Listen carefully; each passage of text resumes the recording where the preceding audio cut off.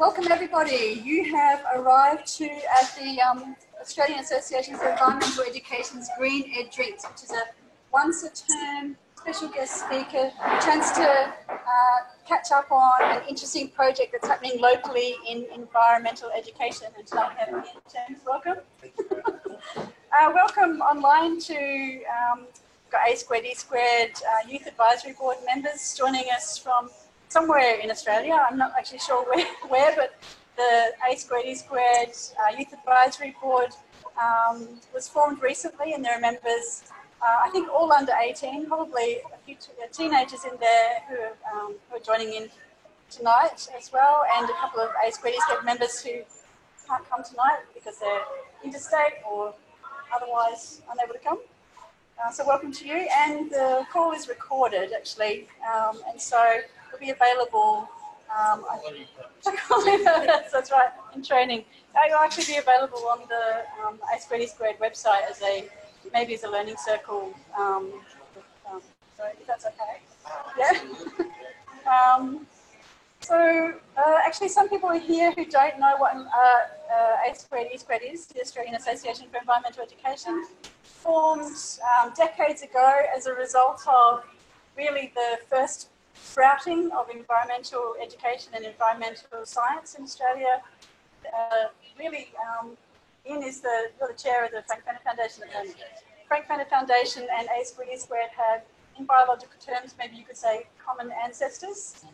So a lot of the same people were involved in the beginning, at the start of this association. And now A Squared E Squared around Australia runs things like Aussie Schools, which people would have probably heard of if you've had kids go through schools. In ACT, it's called Ag Smart Schools, and it's run by the government. So that's a little bit about A Squared, a very little bit about A Squared E Squared.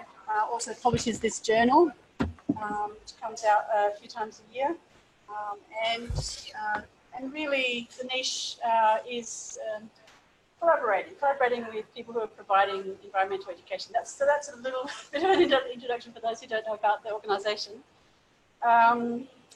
So probably the segue is, I think, the great thing I think about this particular group is there aren't any really small thinkers in this group. So when you're talking about environmental education, you're talking about a planet-sized space. And Ian actually exemplifies that really well, I think. Not a small thinker. So this project that he'll talk about tonight is a really big thinking project. And the other part that I love is the collaboration. And I think this project, the Young Person's Planet Project, is all about collaboration as well. And so that's why I'm excited to be able to have you here. A little bit about Ian. I hope to say a little bit more if I leave any gaps that are important. Ian's the chair of the Frank Fenner Foundation at the moment and a PhD candidate at the Crawford School at ANU, and does all kinds of other things as well. I know, but probably if feel free to say what those other things are if they're relevant to the project. So again, once again, welcome. It's fairly informal.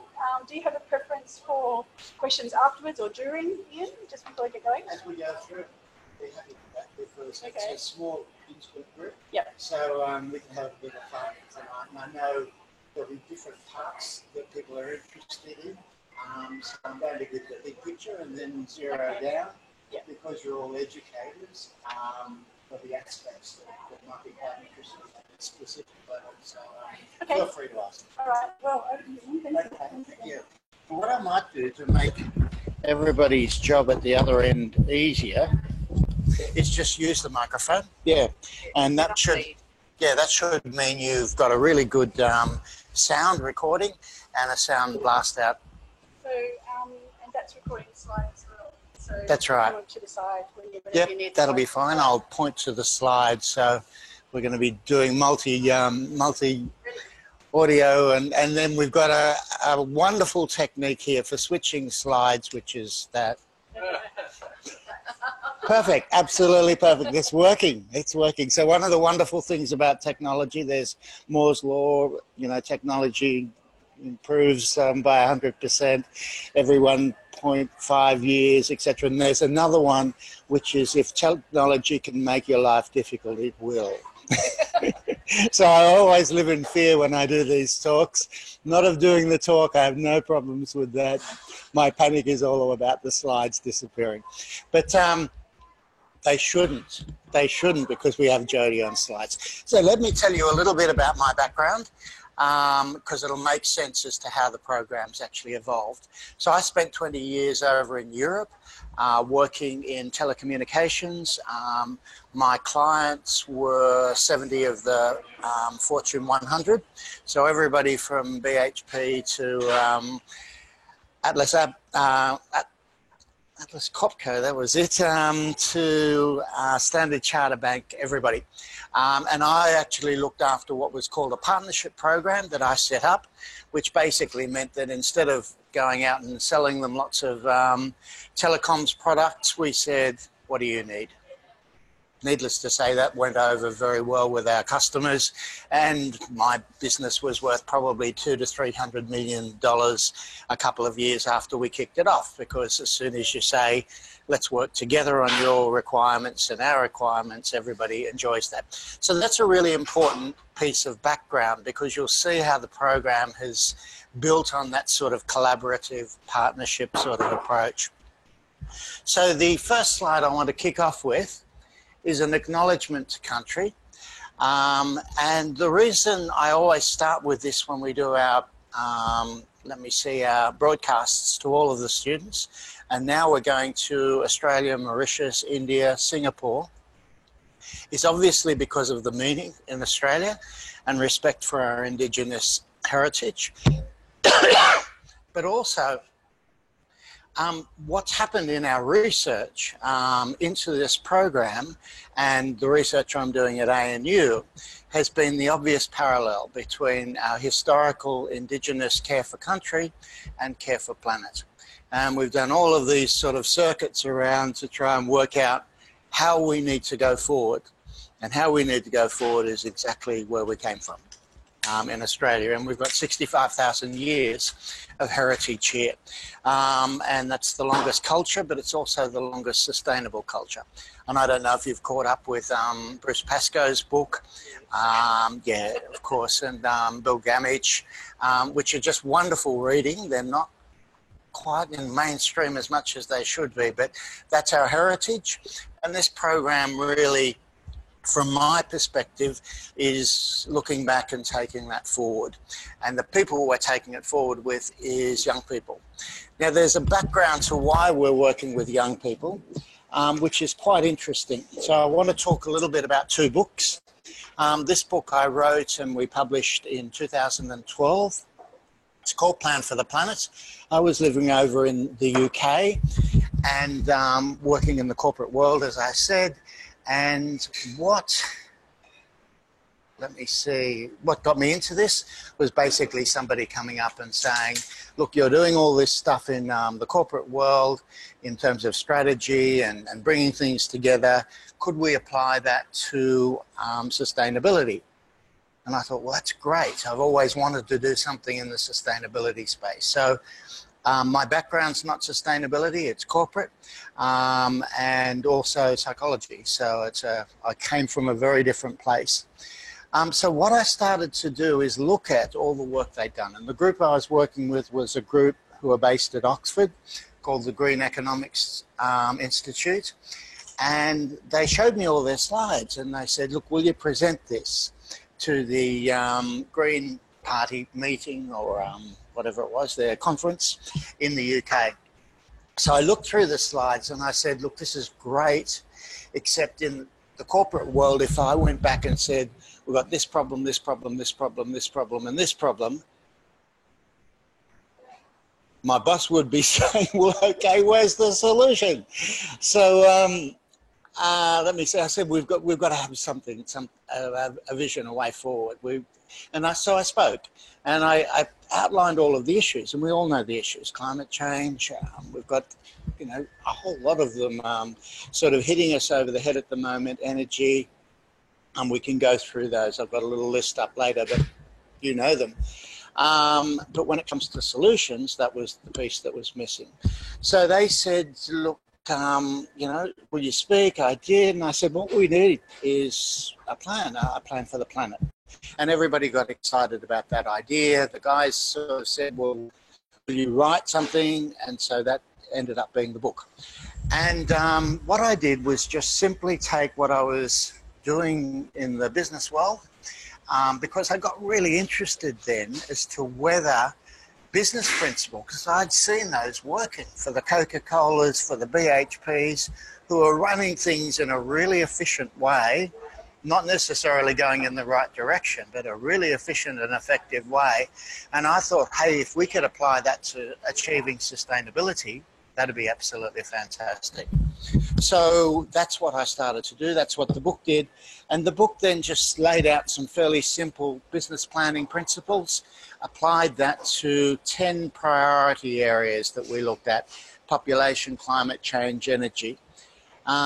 The problem was at that stage, the MDGs didn't cover all of the aspects of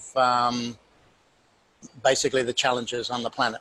So we came up with 10. Since then, the SDGs have come out. Everybody knows yep, perfect. Every so often I go somewhere and somebody says, what's SDGs? So they obviously, now we've got 17 of them. 17's a horrible number. I'll tell you how we solve that later on.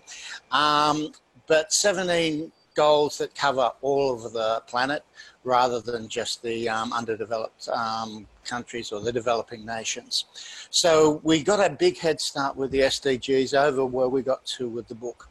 The challenge was, okay, so we've written a book, and my co-author was one of the guys who originally did work on KPIs. Anybody came across KPIs and management by objectives? Yep, we all hate that stuff. Blame John. So he developed that quite early on in the 60s, 70s. He was 85 when I was working with him on the book. But it changed the way we do things because we started to get organised, and that's helped us rape and pillage the earth quite effectively. The trick was, could we apply that to actually doing the reverse? So what we did is, that's where we start. If we just go through to the next slide, it works every time. It was Graham Durant at Questacon who, when I came back here, and I came back to do the PhD, I got a little bit sick of making lots of money for big corporates. And after I'd done this work, I thought, no, look, we really need to work out how to implement that. But implementing is tricky. Everybody knows that. We can have the best plans in the world, but actually making them happen is the hard bit. So the question was, having written the book, who in fact are the best people to implement? Is it the United Nations? I didn't mind sending copies off, and we did. We actually sent this off before they developed the SDGs. We sent one to Prince Charles because obviously he did live right down the road. And we like to think that the book actually influenced the fact that we went to 17 SDGs, etc. But the trick was, who does this? Is it done at a country level, a corporate level, an everything level? But if it's at everything level, how do we keep everybody working together? And I couldn't work it out. I could work out how to put the plan together, but not who was going to do it. Until I got back here, and Graham Durant from Questacon said, I've come across the book, we should be teaching this in schools. And I thought, okay. So we brainstormed a bit. And I said to Graham, look, I can stand up in front of as many kids as you like, tell them about this stuff, and they'll forget it in 5 minutes, I can guarantee. It's not all that exciting. However, because I'd seen that, you know, I talked about strategic planning to lots of people, and I get excited about it, which makes me worry about myself sometimes, but not everybody does. But the kids are, and I'll tell you how we managed to do that. So Graham said, look, we should be teaching it. And I said, look, I really don't think just standing there is going to help. But if we could get the kids to do it, then that's what's going to make the difference. And Graham said, great idea. So we brainstormed and we divided the country up into 20 regions. So we took each state and split them in two and had a major city, and it wasn't that hard to get 20 regions. So we might pop onto the next slide.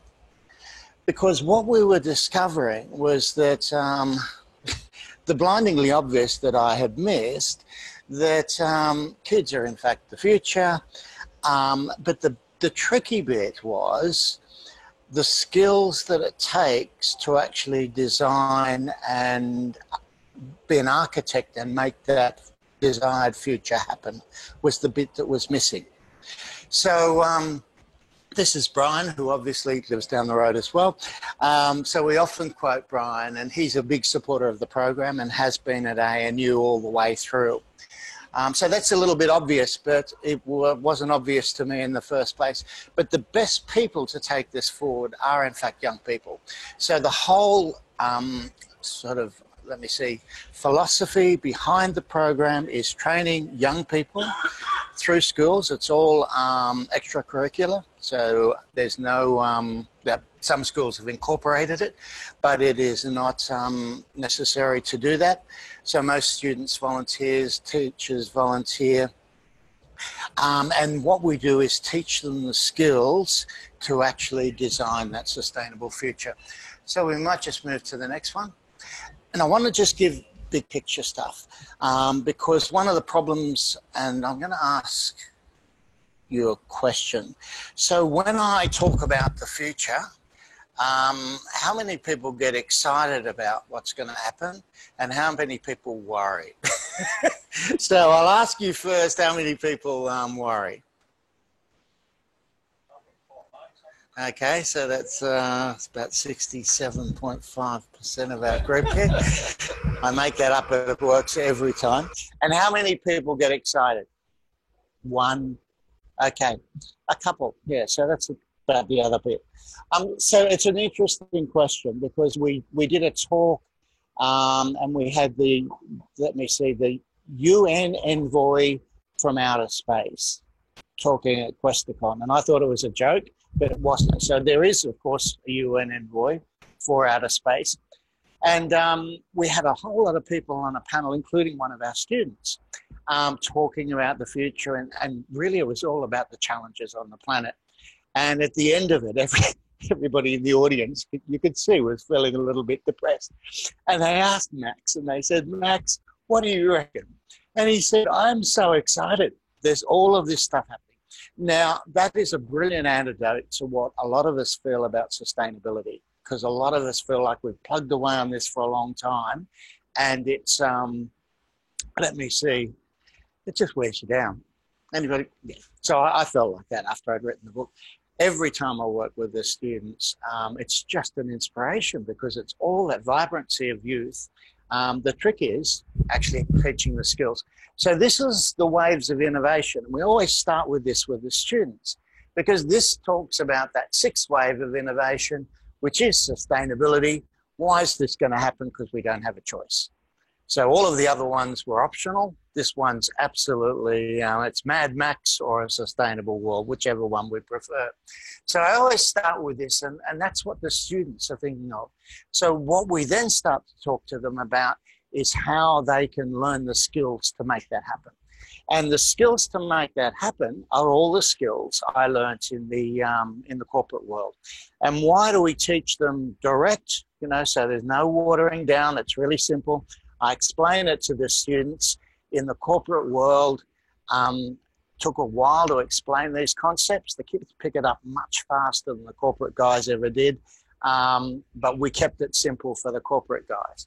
So let me take you through some of the steps on how the program works. So I'm going to go into a little bit of detail for you. It's not hard, but it'll give you a sense of why it works as well. And being educators, it'll make it a little bit of sense. So if we pop onto the next slide. This was a nice piece of work we did also with with ANU. We just published it recently, but it also is a great starting point for the students. So we looked at what Australians wanted the future to look like, and guess what? It's that top right-hand quadrant, which is community wellbeing, which is sustainability. And the interesting thing about this research was it said where we're heading is the other direction.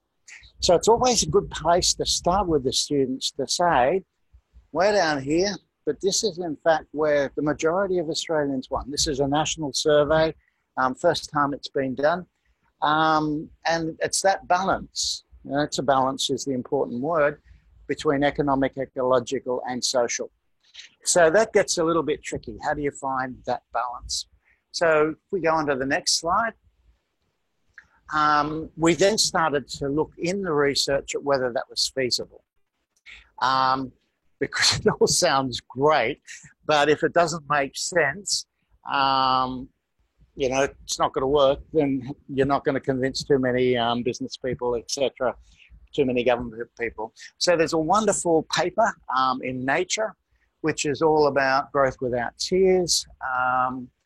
You know, there's debate about this, but they modelled Australia and they said, what would a sustainable future look like? And they said exactly what we found in the research, that it's totally feasible, but we're not heading in that direction. So we've got to make some clear policy changes. So when we start working with the students, we can say, you guys are mapping out the future and how we get there, and we're going in the opposite direction at the moment. What we also found in that piece of research, not the Nature one, so we did another piece adjunct to that to say, that's modelling great, but what would happen if we applied that model to Northern Australia? Guess what we found? It actually increases the GDP, it increases jobs, etc. So it increases all the economics as well as all the ecological and the social once you start to put it together. But the tricky bit is, how do you put it together? How do you coordinate? So if we go on to the next slide, you know, these are the lists we talked about. And we started to then use the terminology, and this is what I always use now, which came out of that Nature article, which is sustainable prosperity. And this is terminology that everybody seems to relate to, because it's that bright future rather than climate change, species loss. You know, we're shuffling that way, but we don't have to. If we get a structure to support that, we can get there. And the opportunities are the SDG blueprint. So I've never had that before on the planet. A way to get forward that 193 or 4, I can't quite remember, countries have signed up to. The pie grows bigger, and I'll just give you an example. If we go over to Western Australia, and everybody's familiar with the Pilbara area, okay. If we covered the Pilbara area, so we're only talking about the Pilbara area, which is reasonably large, but if you look at it on a map of Australia, it's, you know, only a small bit of west of Australia. You know, if we covered the Pilbara with solar, it's enough power to cover power the entire planet. Yeah, and a little bit of that is enough power for Australia. So it suddenly starts to give you a perspective that all of this is achievable. So what we did in our paper on this is say, oh, let's put a pipe down from the Pilbara down to South Australia and connect that up to, etc. We can be powering the whole, you know, we've got the time zone benefits as well. But what it says is we're growing the pie. The pie that, you know, which is all about energy export, which is coal at the moment. We run another pipe up to Southeast Asia that, you know, all of a sudden our pie is growing. Now there's cost benefits of that, but basically it gives you the sense of, once you start to look at that bigger picture, which is what businesses do, you start to see how you can grow it, and everybody comes out winning. And the other opportunities are obviously energy, agriculture, finance, technology. They're all things that are available in Australia. So this is the opportunities that we talk about with the students. But I do that when we do these once a month talks. But to be honest, most of the opportunities and most of the things that the students discover, they do themselves. Because the key part of the program is challenge-based learning. And the reason it's challenge-based learning, as in throw it at them, is because we didn't have any time or resources to do anything else. So I spent 1 hour with 17 schools in year one. I went around the country and spent 1 hour, and I showed them the strategic planning page, which I'll show you to you, and that's it. And I said, you got to do this. And I'll show you how it all fits together. It's pretty cool. But they did it.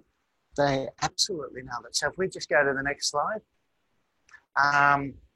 I'll skim through these because you know this, but I always throw this slide because when I was writing the book in 2010, there were 6.8 billion people. So just let that register, 6.8. And how many are there now? 7.6 now. So 2010, 2009, you know, it gives you a sense of age. This is not sustainable. Next slide. You know, we know the impact. We're talking about Murray-Darling earlier as well. I've just written a paper at the moment, and I just quoted Great Barrier Reef, 15 billion, 1,500 jobs, the chance that we lose that, you know, just if you look at an economic point of view. But then you start to look at the so all of this is saying, how do we get that balance? And it's the same with Murray-Darling, and they're just two examples. So a lot of the work we're doing is saying, how do we position this as not, as sustainable prosperity? This is what the way we see. So we'll go on to the next one. And this, I spent a little bit of time in China. This was fun. All of those bikes are electric, and it was astounding. There were no non-electric bikes in China. Sort of thinking, why don't we have that here? And they're obviously embracing this as an opportunity, and we're seeing, this was 5-6 years ago, so we're seeing now the rise of electric vehicles in Australia. However, we're probably one of the worst in the world in terms of infrastructure and deployment of electric. So that's good news, because we've again got this fantastic opportunity. We go to the next slide. This is how we do it. So I'm going to walk through this in a little bit of detail, just to give you a sense of. So we start with the SDGs. And I remember when we first kicked off the program, we got asked by the, let me see, who was it? The head of science. Anyway, why can't we just do one? Let's start with one SDG, and then we'll do another one next year. So it takes 17 years to get through them, which is a bit of a shame.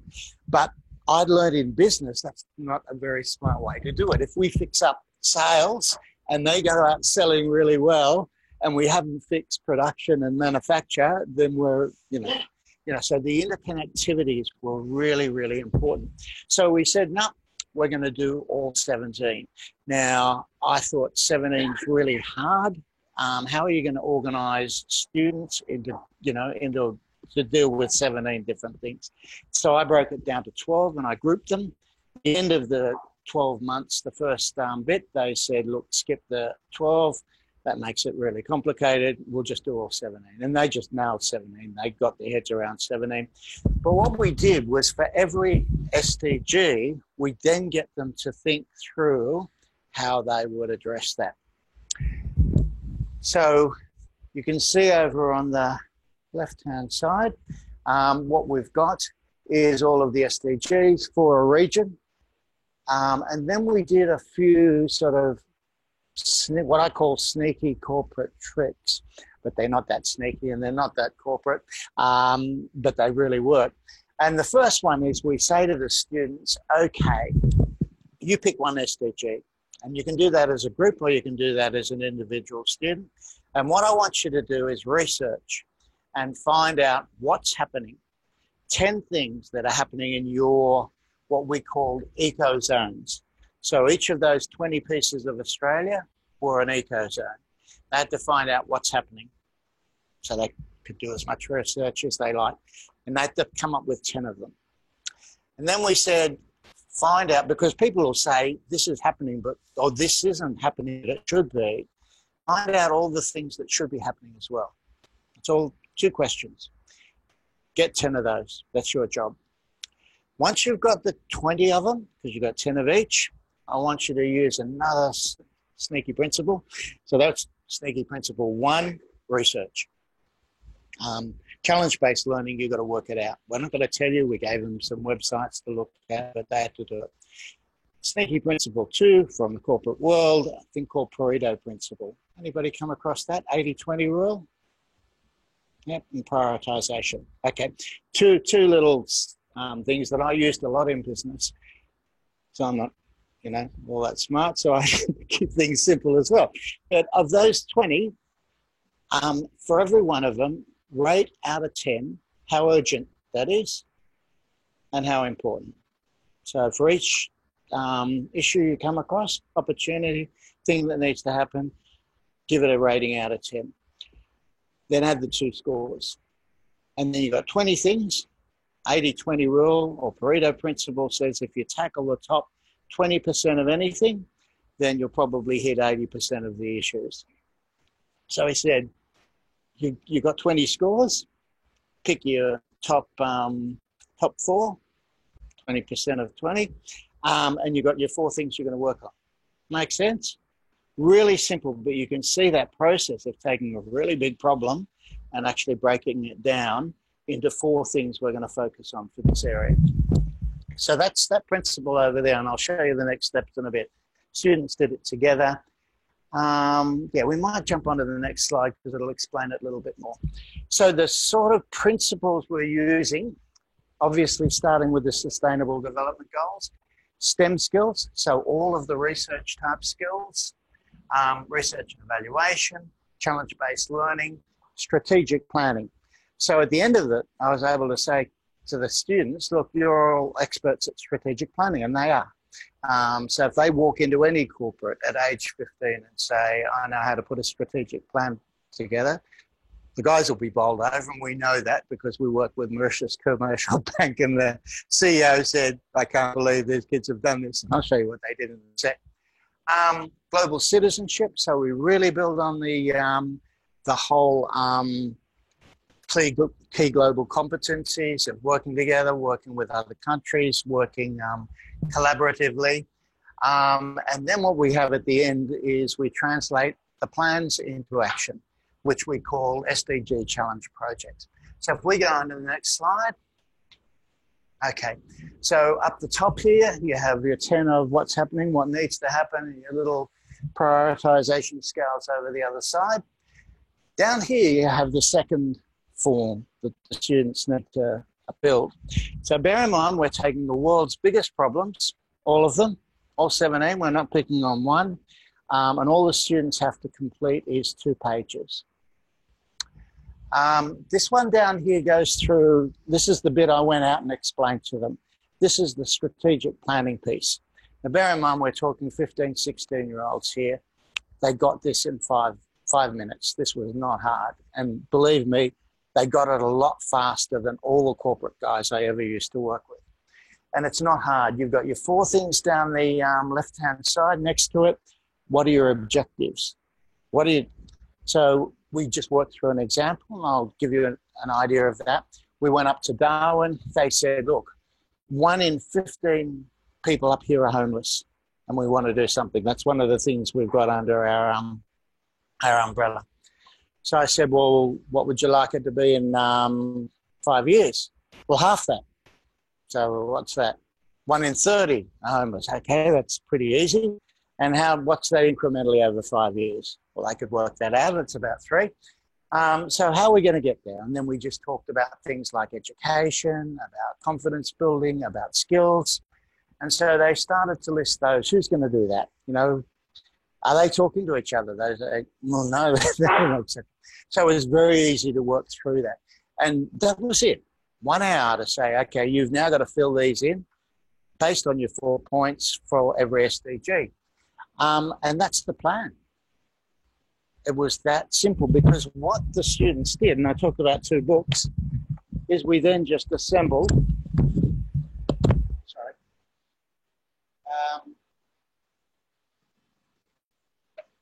all of those 17 one-pagers. We glossed it up. We set some ends and back ends, and we got them to work on it's about 300 kids year one. We got them to work on a mission based on some of the UN had done. But I'll pass that around. The scarcest tends to be. I think it cost us $50 every time we put one out. But I'm doing a deal with ANU, and we're going to get some more available. And you can imagine the sense of astonishment for the kids. They'd gone from beginning of the year being told they were going to have to solve all of the SDGs for their region, and they had to come up with a plan. And 3 months later, 6 months later, depending how long they took, they had that. So we then brought them down to Canberra. They presented that to Sinodinos, who was then the science minister. This year they're developing state plans. They'll be presented to all the government departments. Over in Mauritius, they did the same thing last year. Mauritius Commercial Bank basically printed out 700 copies of that, went to every MP, all of the key organisations. And for some funny reason, when I went back 3 months later, the teacher was saying, it's incredible. Everybody's talking about the SDGs these days. So you can see how very simple process, and you can see how simple it is. So you can see why the kids actually pick it up really quickly. But the astonishing thing was two things, and then I'll come to your question. The first one was the students are now coming back and saying, look, this is brilliant because I've taken on the problems of the world and turned them into a game plan. Whatever I face in life, you know, it's never going to be too big, and I know the principles to deal with it. But the other thing we found, which I'll just pop on to, hopefully it's on the next slide. Nah, skip that one. I just want to skip through to the research for you. Yeah, so they cascade, so you go down regional. One of these is Darwin. One of these is Northern Territory, and one of these is the state plan. So, of course, once you start doing strategic planning all in the same format, it all links together. And I'll talk a little bit more about the data that we're gathering with that as well next. So if you flick through to the next one, that's the combined phase where we actually put it all together. You skip through to the next slide. Action, this is where we actually, and this is what we introduced this year. We actually introduced projects where the students took this and started turning it into action. Because what happened was that process of going through the strategic planning process, which sounds as boring as anything, but let me see. When we say to the students now, you know, how good are you at strategic planning? They don't say, what?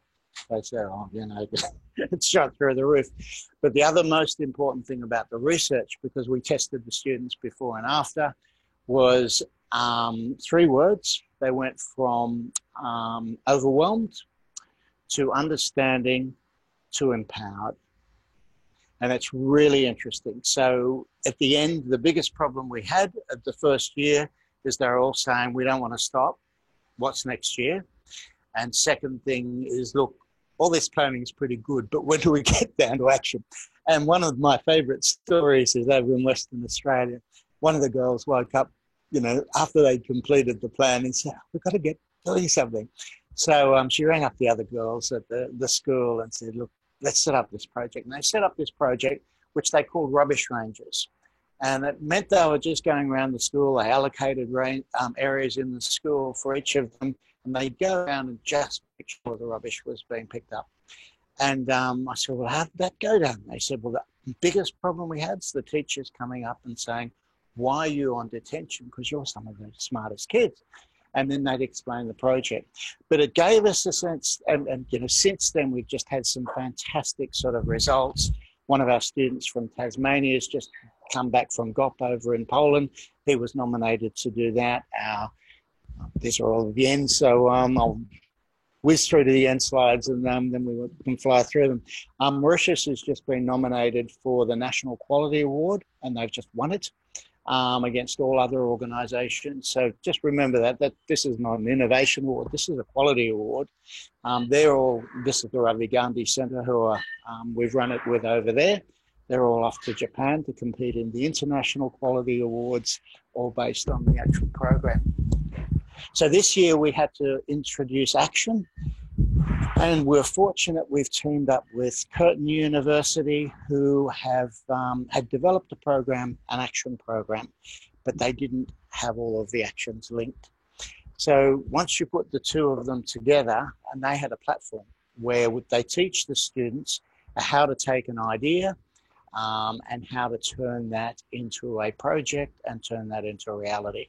Now, if you can think about those two skill sets, one, the students are learning how to take big problems, break them down and come up with solutions that are workable. And then the second part is how to take an idea and commercialize it. I can tell you in my business, working with corporates, you had those two skill sets, you were going to fly through. So all of a sudden, students and teachers and schools started to realize, hey, hold it, even if we cut out all the sustainability stuff, these are skill sets that are absolutely invaluable to the students. However, we're not cutting out the sustainable stuff. That's the core of it, because it's all built around the SDGs, which means that we're basically, and these are things we discovered as we went along. So it all happened very quickly. We got funding quickly, but we had no schools, we had no program.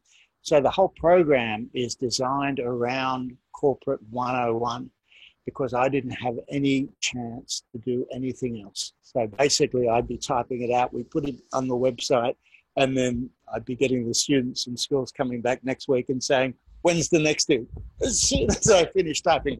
So it just went straight from what I'd done for a long time in corporate, and also seen succeed. So I cut out all of the rubbish and just whittle it down to the important parts.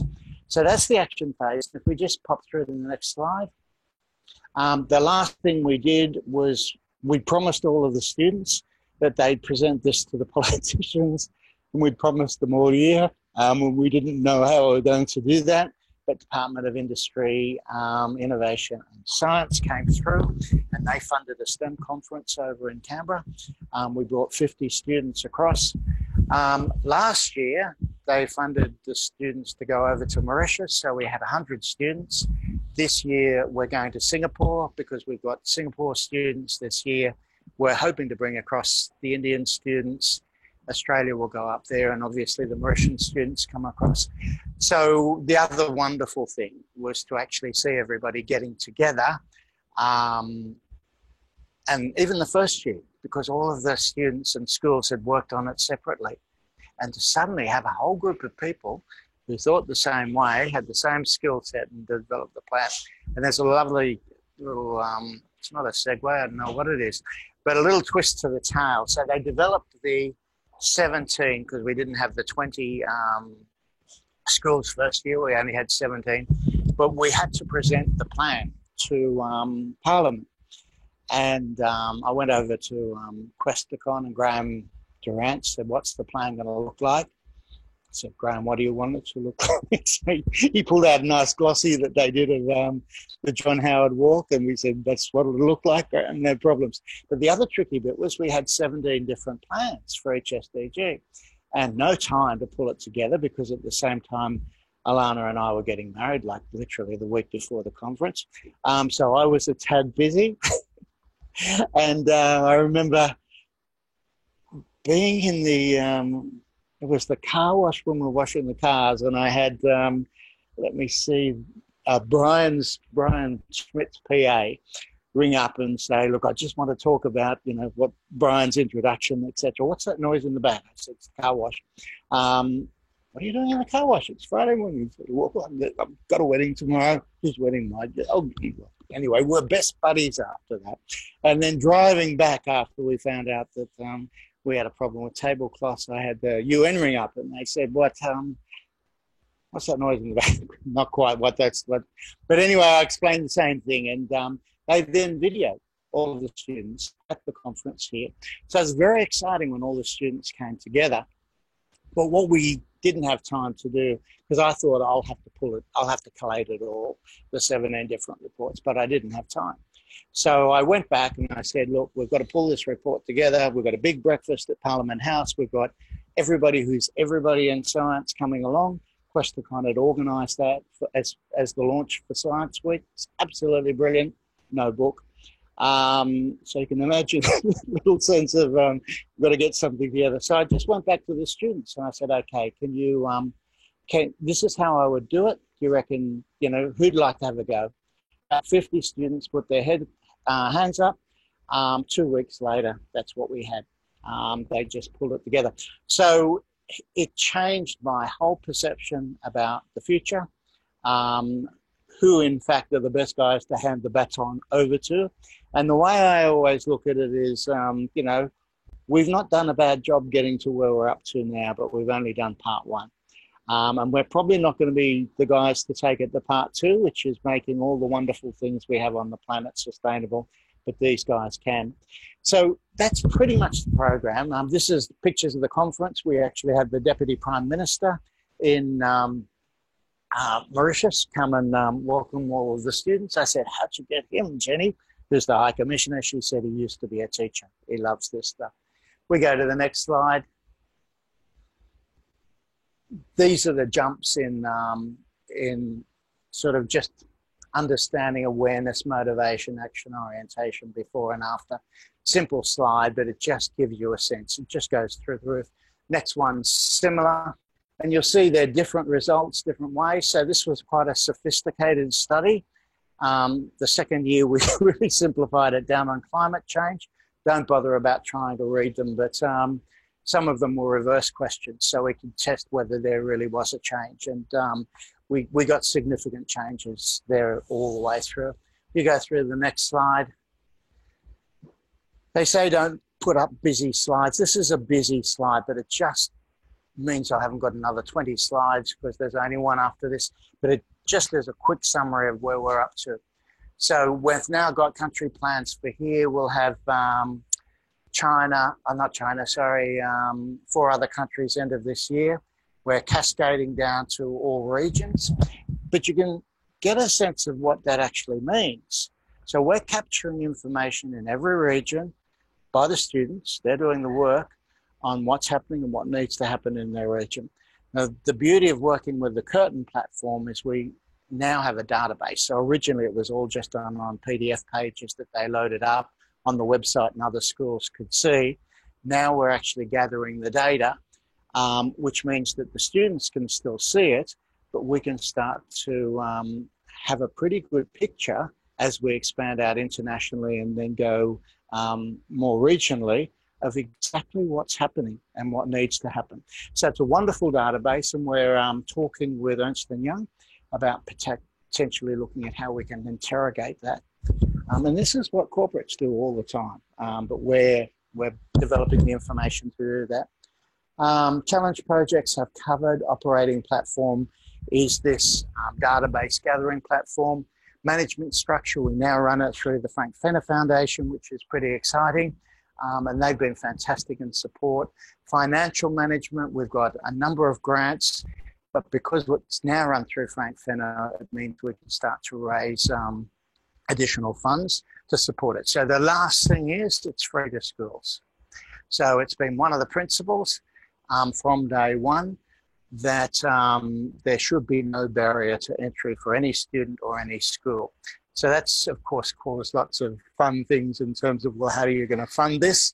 So Alana knows that keeps me awake at night. But slowly we're starting to get more and more support from corporates. Mauritius Commercial Bank, we skipped the picture, but you might have seen that oval. Yeah, okay. That is the Mauritius Commercial Bank, completely sustainable. Everything from filtering their own water, etc. So they've been a big sponsor over in Mauritius. So we are looking for additional funders, and we're now working with government and corporates and also philanthropic groups. And the research findings are the exciting part for me, which is not just turning up strategic planners, but students and young people going from overwhelmed. And if I ask most people how they feel about the issues of sustainability on the planet, I won't ask you, but most people will say overwhelmed. So it's pretty exciting research because it says, hey, hold it. we might have a framework here that's not only just applicable to kids, but can also work for other groups. So that's one of the next things I want to do with that research, test that to understanding. And in the end, we just couldn't stop the kids. They're saying we just want to get out there and start doing stuff now. And that's exactly the place we want it to be. But it's not random projects. All of the projects link back to a database. And as you can see with the cascading, we can then cascade this right down to a local government area, which is where we're starting now in Australia. So we'll have 500 local government areas cascading up into seven or eight states and regions into a national plan. And then last year at the conference, we got them to start building the first international plan, which it then cascades up into. So it's been a pretty exciting project. Thanks for your attention. I know it's the evening and I'm sure it's been a long day, but look, I'm sure you've got questions and I know you did. So my apologies for skipping over that one.